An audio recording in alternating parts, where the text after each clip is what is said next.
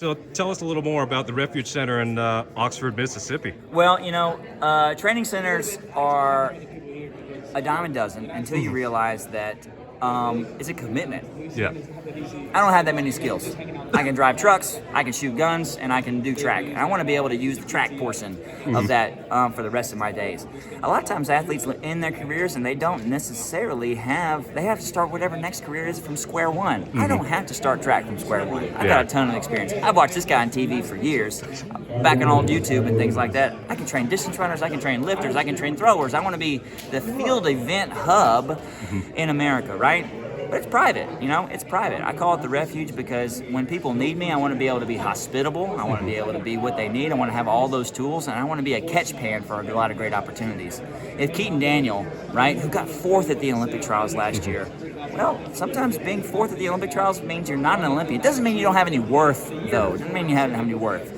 And you may not win the big dollars on the track getting fourth, but man, we can go work, we can go do 1,000, we can dig ditches for a job while we get back on the track, That's what people's careers look like. They look like a wave, and we want to be able to ride the lows and maintain the highs together. So that's what a training center is. It is a retreat, it is a place for me to hang my hat, to rest well, and to train hard exactly when I need to do it. That sounds fantastic. Now, would you consider that kind of your way of giving back to just giving back to the athletics community, but also kind of setting the stage for the next generation, as you've talked about a lot over your career? Well, I would think it's actually more of a sign of my defiance, right?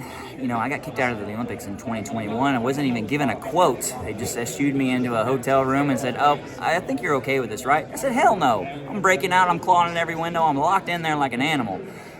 I've got my own demons about that, right? But I wanted something, right, that they couldn't take away from me. And sometimes you have to build it. You have to build it. You got to start with a shovel. You got to lace down some concrete. You've got to make something valuable so that way you have something to offer. And then I can really be generous when it comes to the next generation because I have something that I can share. Not that I'm sharing for somebody else. I don't require any charity. I can share it with them. What's the business model, Sam, for the training center? Where's the funding coming from? The funding's coming from me. It's my obligation to build it. Once I built it, then I offer a ton of value to my professionals. We've got to train 1,000 kids a year. We've got to be able to feed them. And then only after that point, right, when people see that value, will they be able to say, okay, I want to partner with you, Sam. But I'm not looking for handouts. Never have been. I'm nobody's victim. And I'm going to build a bright, shining jewel of a training center that everybody's going to be like, oh, that could be a really great model for something in the future. But it is unique. It is built by athletes, planned for by athletes, for athletes. And I think that's super special. Former and current athletes, that is. Former and current athletes.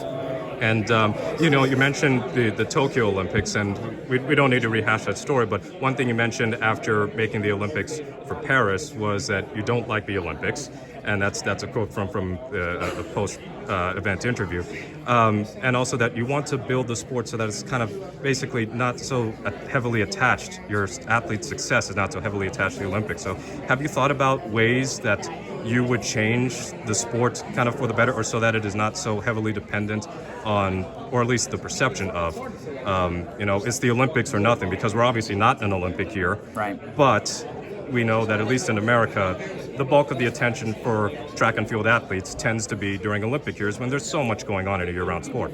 Well, the first remark there is the Olympics the most important thing? I don't think there's a single professional athlete that wasn't frustrated by the fact that their success was judged by the lens of the Olympics when they're working full-time. But that being said, they're out there having to maintain that Olympic fitness time and time again. Provers. Provers are what athletes have to be. When you go to the Olympics, sometimes you've done all you can, and at certain levels, from your hometown, people are very proud of you. But when it comes to the next stage, how to grow in the sport, you got to be a winner, right? You got to be a winner, and that can be frustrating. When you're a winner and you're in it again, well, sorry, you can't win every time. Not everybody can beat Mondo, right? I've had undefeated seasons, and they were very much a gift. Now, in the future, your second question, what would you do in spite of that? Well, I'm not the man to sit here and say sacrifice is necessary, but a lot of times we have a huge reliance on the Olympics because it is a fast track to global attention, and that is a great way for brands to partner with everything. Hey, I'm an individual. I'm a track and field athlete. There is no security for me beyond the point that I've got great relationships with my individual sponsors and whatnot.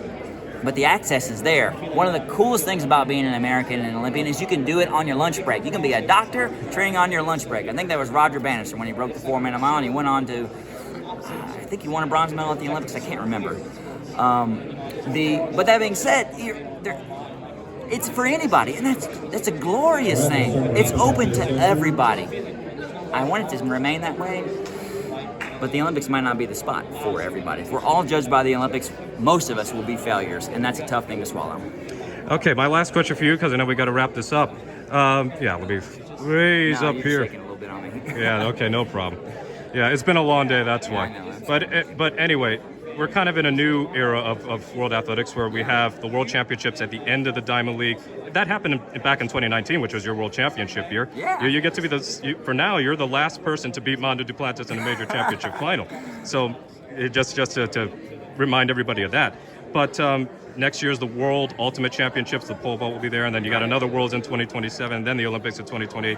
Do you feel like having something major every year in the outdoor season is a benefit to the sport, as opposed to having like kind of off years or like World Championship years where there are not as many top athletes competing?